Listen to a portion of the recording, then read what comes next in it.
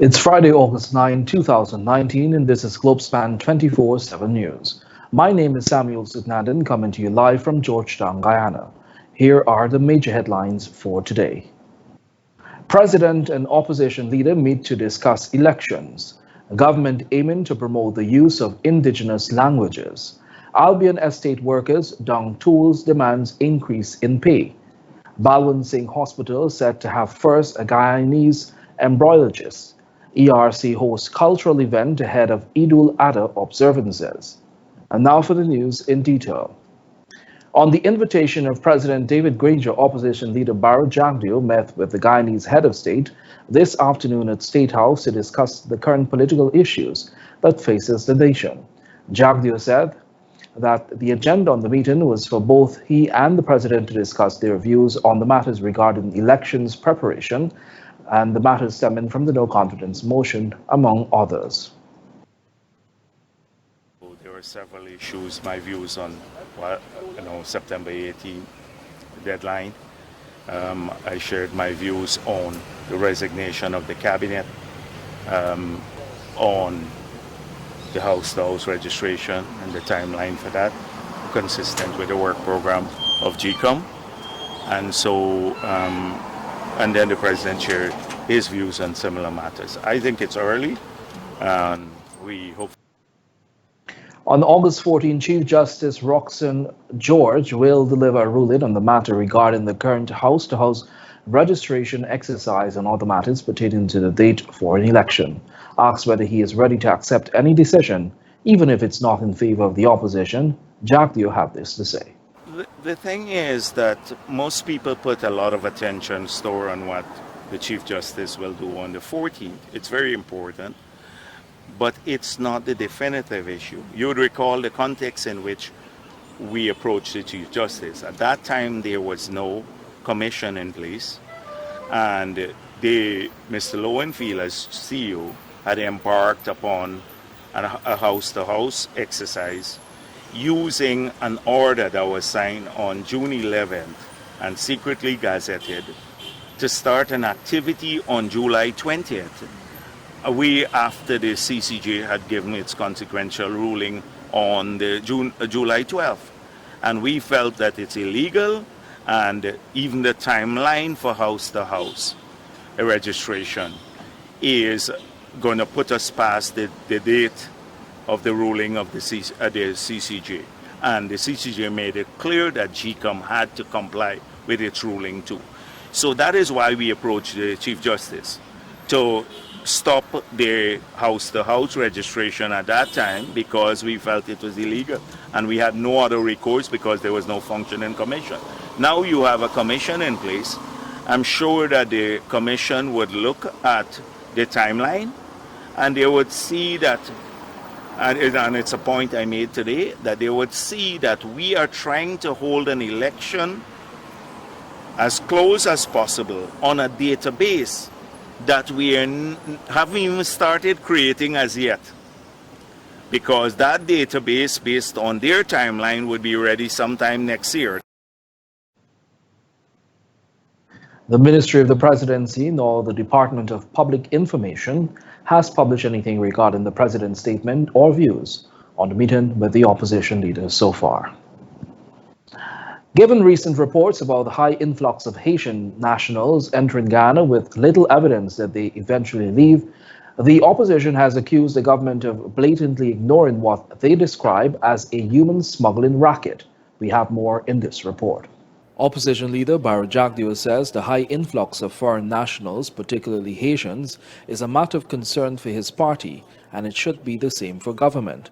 JAGDEO noted that although Haitians are often targeted, they have every right to come to Guyana like any other Caribbean national once they fulfill the immigration requirements. Our problem is not just Haitians too, because there are others. People are being exploited. They have to pay to come through here, and they're then smuggled out of Guyana in an organized fashion. And no sensible Guyanese would think otherwise. From how you see the operations at the airport, they're met there, they're chaperoned, taken with bus, then moving to the border, overnighting around the place, etc. that this, I pointed out, that at 5,000 US dollars and 8,000 came in, over 8,000 so far, that's 40 million US dollars. People smuggling. The Department of Citizenship earlier this week released a statement saying some 8,476 Haitian nationals arrived in Ghana between January and July, but only 1,170 have left so far, leaving more than 7,000 immigrants unaccounted for. Addressing the media on Wednesday, President David Granger rejected the idea that these foreigners are being smuggled, and their reason for coming to Ghana is because of a racket. It seems from the analyses which have been made available to the government that many Haitians are heading for a third destination, that they're not interested in staying here and they may want to go to a third country. Again, these are all allegations, but as far as we are concerned, we want to protect the sovereignty and integrity of Guyana. We don't want to be used as a conduit for illegal migration. We already have thousands of Venezuelan migrants in the country. We are concerned about that. We know of the influx of Cubans, but suddenly there seems to be a great concern about the influx of Haitians. But my understanding is that they are not going to be involved in influencing the elections in Guyana, nor with the Cubans, nor with the Venezuelans. However, JAGDEO said his party is also concerned that some people are staying here and compromising the system, which could create problems with regards to registration for election and employment. This is a big concern of ours. But you know what bothers me the most? Look at the president's statement today and Felix. Oh, I gather they're just coming here, they're going on to third countries. And which president or a minister will not be concerned that if your country is being used with gangs to smuggle people out, 8,000 people in 7 months of the year, that it's not a concern of yours how porous your borders are? Because if people can go that way, people can come in, they can bring in guns, they can bring in drugs, they can take out guns or whatever. You must be concerned about the porosity of your borders. And not just with Venezuela, with Haitians, but with any other group, Colombians, Venezuela, whatever. Because this just shows that you don't care. For Globespan 24x7 News, I'm Samuel Zugnandan. Meanwhile, Dr. Balwant Singh's hospital has announced the appointment of the first Guyanese embryologist Ganesh Prasad as head of the IVF lab. Prasad, originally from Essegobo, is Ghana's first embryologist, according to the hospital. Embryology is a field of medicine concerned with the study and development of embryos. As an embryologist, Ganesh is currently working at Ghana's only IVF lab located at the Balwant Singh's hospital under the supervision of Dr. Madhu Singh, Ghana's only infertility specialist. Ganesh moved to Georgetown at the age of 17 when he started studying at the University of Guyana. He completed his bachelor's in medicine technology and then began working at the Dr. Balwant Singh's hospital laboratory, where he worked for 6 years and later became head of the laboratory there. After working with the visiting embryologists at the institution and also doing preparations for the infertility procedures at the hospital, he was inspired to specialize in this field and applied to the Balwant Singh's hospital for a scholarship. Ganesh completed his training at the Kraft Hospital and Research Center in Kerala, India. Ganesh has just returned from India a few weeks ago and is now the head of the IVF lab at the hospital. The hospital said under his supervision, the lab is expected to grow tremendously over the coming years, with the hopes that the center will become the largest infertility center in the Caribbean region. As Ghana joins the rest of the world in observing the International Day of the World's Indigenous Peoples today, the government said it is not only looking to preserve the 9 tribal languages, but also promote its use, making it a secondary language here. Speaking at a PNCR press conference earlier today, Minister of State Don Hastings Williams said government and the PNCR is aware that languages play a crucial role in the daily lives of people, not only as a tool of communication, but social integration and development. We are looking forward to nationalizing that. I mean, if a policeman decides to go and serve in the hinterland, we're having some challenges simply because that policeman or that officer cannot relate. Let's take, for example, Barmita. Their first language is Kari. And so for a police officer or a probation officer to go to communicate directly with them is a challenge because that policeman doesn't know Carib. He or she hasn't learned before he goes in there. So there is that gap between. So I've heard His Excellency himself talking to the policemen and those who go into these areas that you need to learn these languages. And how can we learn this if we don't have a mechanism whereby people on the coast get access, you know, or a way of learning these languages? And hence this government or the PNCR and the coalition government, that is what we're trying to do, not only to preserve, but to ensure that others can, you know, use it as a secondary language. Asked if there are any plans to create a platform for others to learn the indigenous languages, the minister said the government has made a start, and it is their hope that this could be achieved. Because we realize and we recognize that our children have a difficulty, and our children, especially in the hinterland, have a difficulty because they're learning English language as a second language. It is a second language for me too. I learned English, you know, conjugating these verbs, like how we conjugate these Spanish verbs. That's the way I learned English. So I had to learn it because our national exams are written in English. But I always told myself if our national exams were written and sit in the Akawayo or Carib, I would excel because that's my language. And I think we want to get there very sooner than later, if later. But we have made a start. And as we're revising our curriculum, just like how we have Spanish on our national timetable, I imagine that we are going to have one or two of these languages on our national timetable. Minister Hastings Williams noted that President David Granger has always stressed that radio is an essential outlet for cultural language education and entertainment. And to date, under the APNU-AFC administration, radio stations have been established in Paiwomak, Madhya, Mabaruma, Letem, Bartika, Aishalton, and Oriala. Programs are also broadcasted in indigenous languages. Workers of all the gangs of Albion Estate have downed tools severely affecting operations at the estate as it was the first scheduled day of harvesting of the canes of the second crop. The workers are calling on the Ghana Sugar Corporation, GUYANA, to address an increase in pay. The Guyana Agricultural and General Workers Union, GAWU, said that their wages have been frozen since 2015. In a statement issued by the union today, it said the strike manifested through denials of pay increases and attacks on other long-standing benefits and conditions coupled with an ever-rising tax burden. According to GAWU, the workers are also peeved over the hiking of the estate's weekly production targets.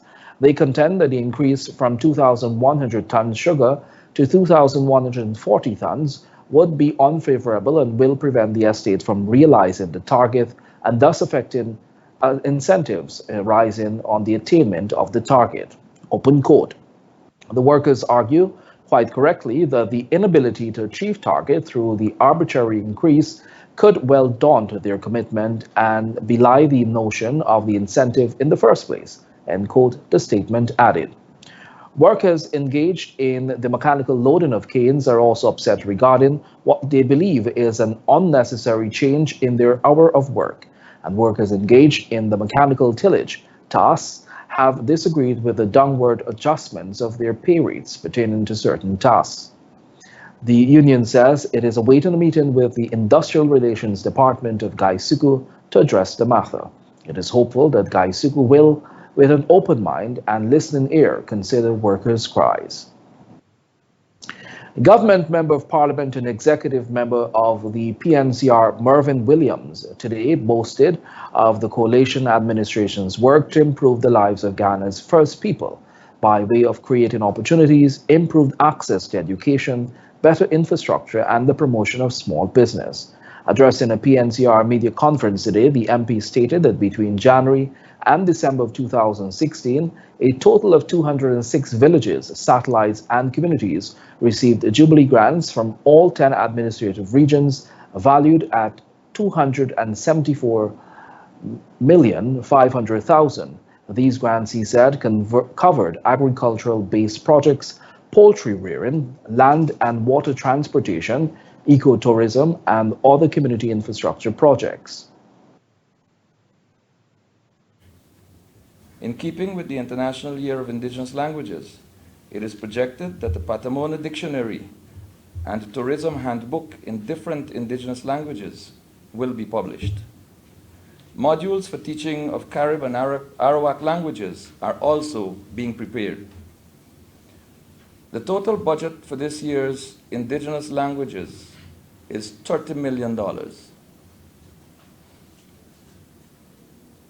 These are all important steps forward, but there is still much we need to do to improve the living standards of our indigenous communities and ensure a better life for young people.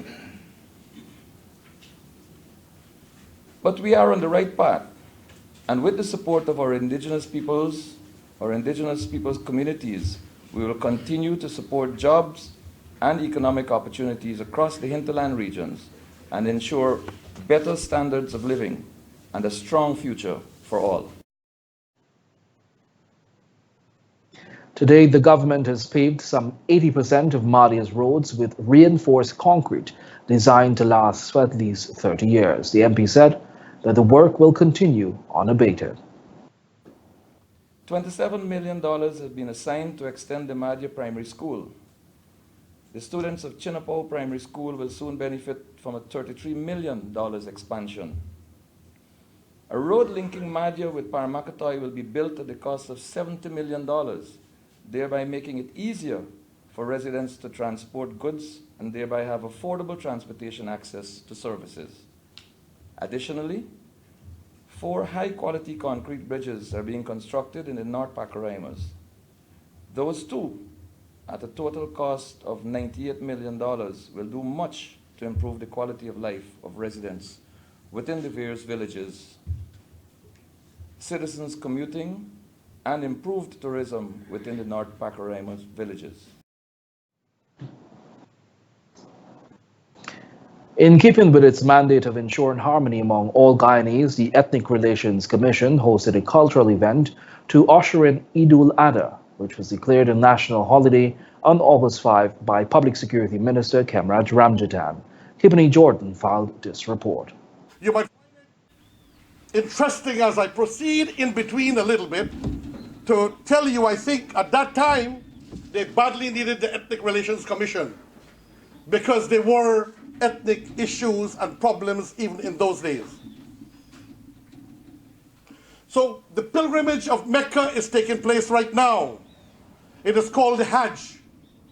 We are going to make Hajj. I want you to understand where the word Hajj comes from. This word Hajj comes from an African woman from the country of Egypt.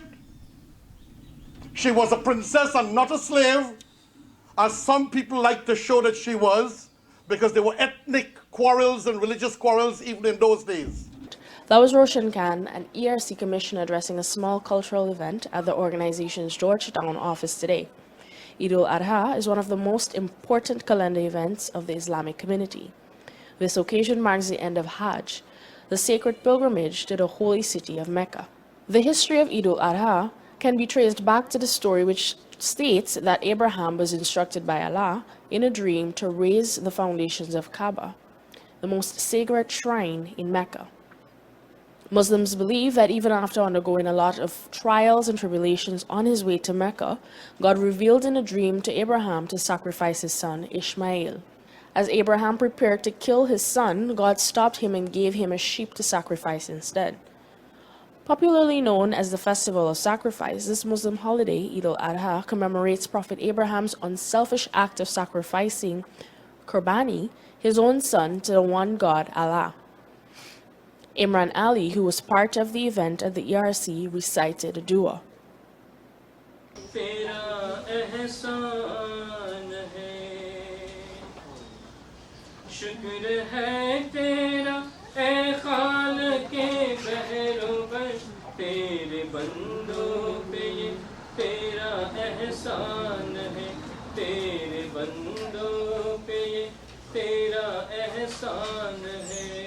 For Globespan 24x7 News, Kippany Jordan. Thanks, Kippany. Several teens residing in the East Bank quarantine region can now boast about their new skills, which they have acquired after participating in the Information Communication Technology Code Camp 2019. Compliments of the Ministry of Public Telecommunications, the program, which commenced on February 9, saw 48 youths from the quarantine district taking advantage of the course, while a total of 21 participated from the town of New Amsterdam. The course has concluded on July 27. On Thursday, both batches received their certificates at separate graduation ceremonies, which indicates their successful completion of the information technology journey during the 6 months. Minister of Public Telecommunications Catherine Hughes remarked that the Coding Camp initiative is to allow youths to be exposed to technology at an early age. She emphasized that the government continues to invest in the information technology sector, which will put Ghana in a better place. According to the minister, other regions in Ghana will benefit from similar training, and the ministry will continue working to enhance the information technology sector. The constitution of the National Mining Syndicate was handed over to the president of the syndicate today by Minister of Natural Resources at the Umanayana, Georgetown. This document acts as a reference to which the members of the organization will refer to keep it on course with the best practices for carrying out the necessary functions of the National Mining Syndicate. Kippany Jordan has that story. Attorney at Law Kamala Edwards gave a brief overview of what the document entails. The Constitution you have before you, it consists of 29 articles, some going to creation of office for different officers of the board and the way that they should conduct themselves. Now, flowing from this Constitution, there would also be created a set of rules, but that will be the final decision of the syndicate itself. The Constitution was created in a user-friendly manner, which makes for easy interpreting with straightforward information.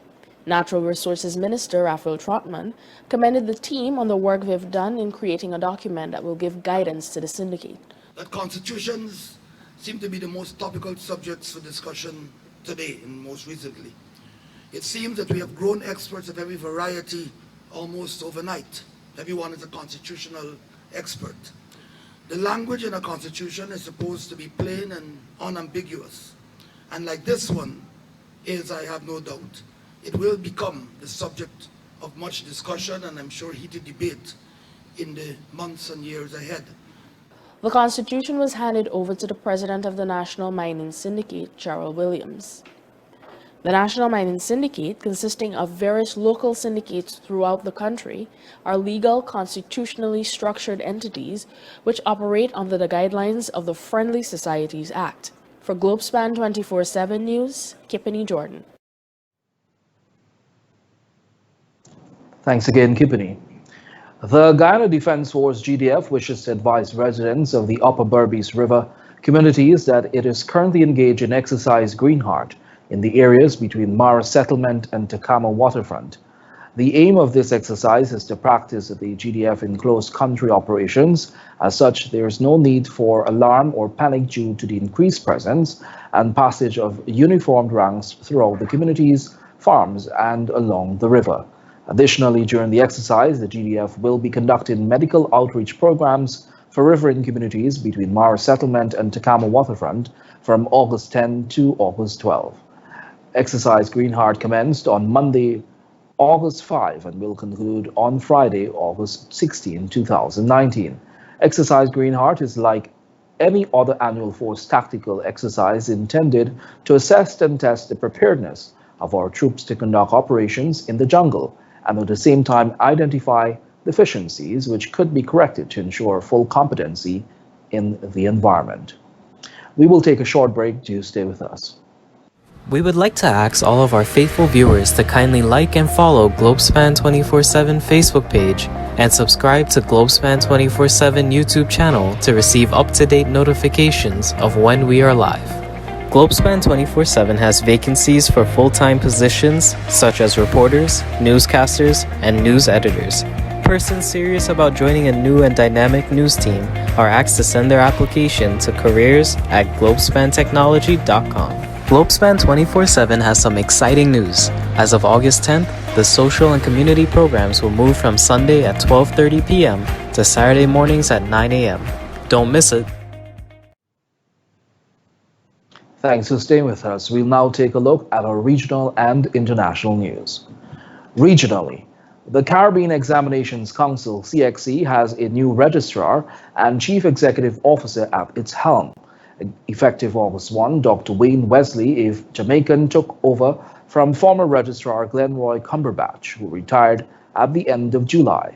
Wesley joined CXC in June 2018 as Director of Operations, Examination Services, and assisted in providing strategic leadership and management to the organization, in addition to overseeing the planning, development, and operation of the core examination services of CXC to the organization's regional and international stakeholders.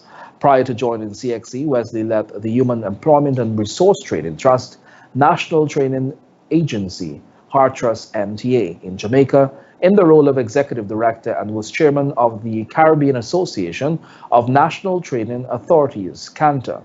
During his professional career, he served at the University of Technology Jamaica, UTech Jamaica, and his time there culminated in his promotion and appointment to the academic rank of Senior Lecturer and Program Director for the Industrial Engineering Program.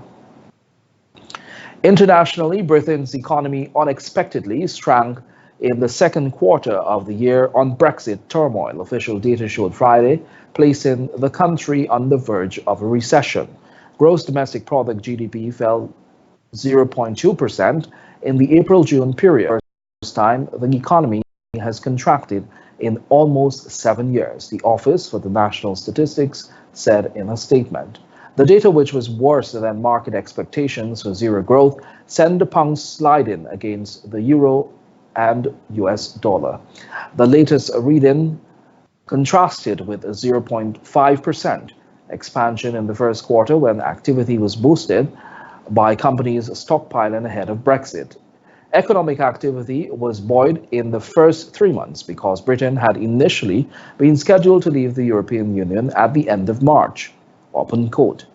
GDP contracted in the second quarter for the first time since 2012 after robust growth in the first quarter, end quote, said Rob Kent-Smith, head of the GDP at the ONS. Manufacturing output fell back after a strong start to the year, with production brought forward ahead of the UK's original departure date from the EU. And we'll now take a look at what's happening in sport. Yesterday at the Vadina Sports Center, Guyana's campaign came to a disappointing end at the 18th Pan American Track and Field Championships. Guyana's lone finalist in the entire championship, Alia Abrams, finished 7th in her 400-meter women's ultimate showdown with a time of 52.63 seconds, improving from her 52.95 seconds qualifying performance. Jamaica's Sharika Jackson was declared the winner in the women's 400 meters. She finished with a lightning time of 50.73 seconds, almost 2 seconds faster than Abrams. Julian Edmonds, coach of the track and field team, related that the team needs to head back to the drawing board and analyze what went wrong. Guyana's Pan Am campaign concludes today with Nikita Fitkow competing in the women's 50 meters freestyle. Swimming was the only sport that Guyana did not have to qualify to compete. And that has brought us to the end of today's news. Before we go, here's a recap of our headlines. President and opposition leader meet to discuss political issues. Government aiming to promote the use of indigenous languages. ALBION estate workers down tools demands increase in pay. BALWANT SINGH Hospital said to have first Guyanese embryologist. ERC to host cultural events ahead of EID-UL-ADHA observances. Thanks for watching Globespan 24/7 News. On behalf of myself, Samuel Suknandan, the news and technical team, until next time, do have a great evening.